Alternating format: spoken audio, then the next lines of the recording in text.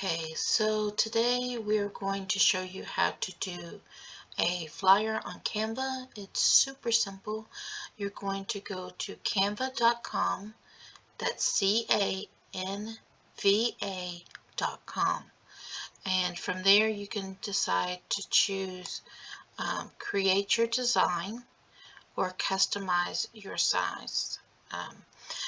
I very rarely use customized size unless I'm making it specifically for something, which are these things down here. We're not going to go into those. So basically you just push the create a design, and we are going to do a flyer. There's all kinds of sizes here. You can do Twitter post, Facebook post, Instagram story, Instagram post. There's all kinds of things, but right now we are just going to click on flyer. Okay, so scroll down till you find it, and usually I miss it the first time. There it is. And so this says it's a 5.5 by 8.5 inches. So basically it's about a half a size of paper. You can snip it and make it on a full-size paper. You can download it, which is right up here, and put it to a full-size paper, but you're designing for a half a size, so just keep that in mind. Okay, so for a simple flyer, you can type in something, and you're going to, over here on the templates, you're going to type in whatever you're looking for. And though, let's say we're going to do a bake sale. So we're going to type in the word bake sale. And there's all their templates, what they recommend, what they've designed. This makes it so simple for you whenever you're creating your design, creating your flyer. It's just so simple because they've already done everything. They've already laid out everything, and all you have to do is input your information. So let's take this one, and we're going to take this over here.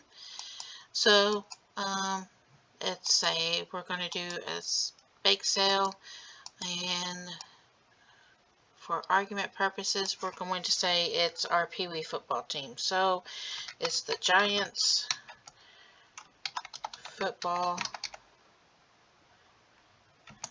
team. Okay, and see how that went off a little bit? So all you have to do is drag it, and if it's great. And you would change if it was a Saturday bake sale, Sunday bake sale, fundraiser, who you're raising the money for, the date, the time, the place, anything like that. And then that would create your flyer. Super simple. Like I said, their templates are great. Now, if you wanted to create your own, let's throw everything in the trash. And let's start over this way. Okay, so now we have a clean slate. So let's say you're going to create your own. You didn't like any of the templates. So first you're going to start off with your background. You're going to pick a background color.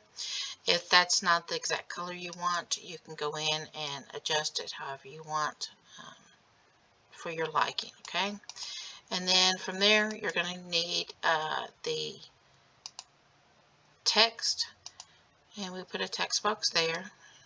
And see these lines? This line helps you center, so that solid line lets you know it's in the center of the page. Now you see the text box, see that square? That kind of gives you a guideline on where you need to place things. Okay, and you're going to type bake sale. Whoop, it might help if I actually spelt it correctly today. And then you would type and add another line, fill in any information that you need as far as place, time, date, that kind of stuff. Over here where it says elements, you're going to click there, and we are going to go to graphics, and then you're going to put cookie. So that's some graphics you can pull for cookies. You could put them wherever you want. You can type the word cupcake. Pull something from there. If it's too big, you just shrink it down and place it wherever you want, and then you could make your own flyer. If you wanted, let's say something, a white background, you just want the trim of yellow, you go back to Elements, and then you go to Shapes and Lines, pick the square, keep it within that text box, yeah, like that, drag it, and then drag it up, so that way you're still staying within that box. And I don't like this gray, so we're going to turn the gray white. And then we're going to position, because we need to move it behind the cookie and behind the cupcake, we're going to tell it to go backwards. And that is all there is to that. You would move that down.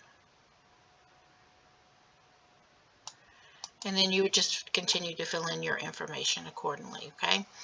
And then, like I said, you can download this, and that way it's saved. I'm sorry, downloads right here. That way it's saved to your device, and you can transfer it to wherever you need to. You can use the snippet tool and snip it and paste it on a publisher or your Word document, and that way you can print it off. Okay, so I hope you had fun using Canva. It's super easy. Feel free to use it as much as you want. We use it quite a bit at the Box Springs Library.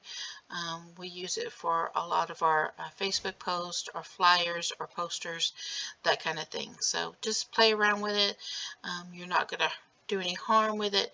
The only thing to remember with this, like I said before, let's go back to Elements, is that whenever you're looking for stuff, if it has the crown or says Pro, that does cost. If it does not, it is free. So keep those in mind whenever you're making your flyers.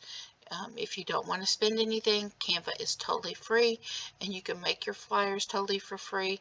Just keep that in mind to look for that crown or the word Pro, so that way you don't get charged for it, okay? Until next time, thanks. Bye.